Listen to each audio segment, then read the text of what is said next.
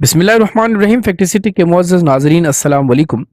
دوستو، ہر انسان ایک منفرد انداز زندگی اپنا کر جینے کا خواہاں ہوتا ہے، اور کچھ لوگ محض خواہش پر اکتفا نہیں کرتے بلکہ جو سوچتے ہیں وہ کر بھی گزرتے ہیں۔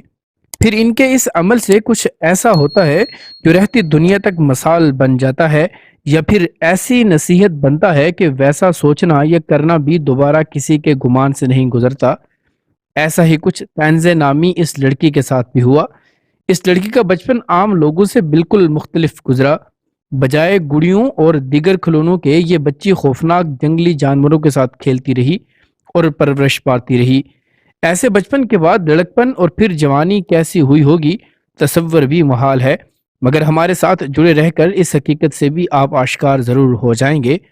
اب سوال یہ کہ اس بچی کو کھلونے کے طور پر یہ جنگلی جانور ملے کیسے؟ سوال اتنا دلچسپ ہے تو جواب بھی کمال ہونا چاہیے۔ تنزے کے والدین کو ایک عجیب شوق پیدا ہوا کہ انہوں نے سوچا کیوں نہ اپنے گھر کو گوریلاز کا ریہیبلیٹیشن سینٹر بنا دیا جائے۔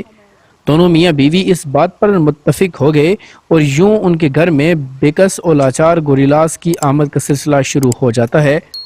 اور تنزے نے اپنے بچپن میں ہی ان خطرناک جنگلی جانوروں کے ساتھ نہ صرف رہنا سیکھا بلکہ ان جانوروں کو ہی اپنی دنیا تصور کر لیا۔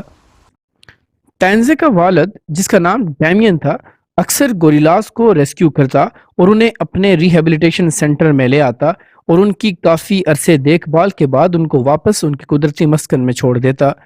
ڈیمین بڑے لاڈ پیار سے گوریلاز کے پاس جاتا اور اپنے ملازمین کو بھی ہمیشہ ان سے اچھا سلوک کرنے کی تلقین کرتا۔ تنزے کا زیادہ وقت گوریلاز کے ساتھ گزرتا تھا۔ تنزے دوسرے بچوں کی طرح اتنی شارپ نہ تھی، اس لیے گوریلاز اکثر اس سے زیادہ انٹریکٹ کرتے رہتے تھے۔ اسی طرح کافی وقت گزر جاتا ہے اور ریہیبلیٹیشن سینٹر کے 10 گوریلاز کو پھر سے جنگل میں چھوڑنے کا وقت آ جاتا ہے۔ ان گوریلاز کو جنگل میں چھوڑنے سے پہلے انہیں دریا کے کنارے اکثر چھوڑا جاتا تاکہ یہ جانور جنگل میں سروائیو کرنا سیکھ سکیں۔ جب گوریلاز اس قابل ہو گئے تو انہیں ایک دن آزاد کر دیا گیا۔ یہ وقت تنزے اور اس کے باپ کے لیے کافی مشکل تھا۔ انہوں نے آنکھوں میں آنسو لیے ان کو جنگل کی طرف جانے دیا اور پھر وہ آنکھوں سے اوجھل ہو جاتے ہیں۔ وقت کے ساتھ تنزے جوان ہو جاتی ہے۔ اس سارے وقت میں وہ کافی حد تک ان گوریلاز کے ساتھ گزرا ہوا وقت بھول چکی تھی۔ ایک دن جب وہ اپنے باپ کے ساتھ بیٹھی تھی تو اچانک وہ ماضی کی یادوں میں کھو جاتی ہے اور اپنا سارا ماضی یاد کرنے لگتی ہے۔ اسی دوران اس کے باپ نے اسے گوریلاز کے بارے میں بتایا۔ پھر وہ دونوں گھنٹوں تک ان گوریلاز کے ساتھ گزرے وقت کو یاد کرنے لگے۔ ان دونوں نے فیصلہ کیا کہ وہ ان گوریلاز کے گروپ سے دوبارہ ملیں گے۔ تنزے اور اس کا باپ واپس اسی جنگل میں پہنچ گئے جہاں انہوں نے 12 سال پہلے گوریلاز کو چھوڑا تھا۔ تنزے کو 2 چھوٹے گوریلاز کو ملنے کی بڑی جلدی تھی جن کا نام ڈیجالٹا اور بمس تھا۔ تنزے اور اس کا باپ کشتی کے ذریعے جب جنگل کے بیچ پہنچے تو تنزے کافی ایکسائٹڈ تھی کیونکہ 12 سال بعد وہ پھر سے ان بچپن کے دوستوں سے ملنے جا رہی تھی۔ تنزے جب وہاں پہنچی تو اس کے ساتھ ایسا کیا ہوا کہ آج تک لوگ انسان اور جانوروں کے بیچ اس رشتے کو یاد رکھے ہوئے ہیں۔ تنزے کے دل میں یہ بھی تھا، کیا معلوم اس کے دوست اسے نہ پہچانے، مگر وہ پھر بھی پر امید تھی۔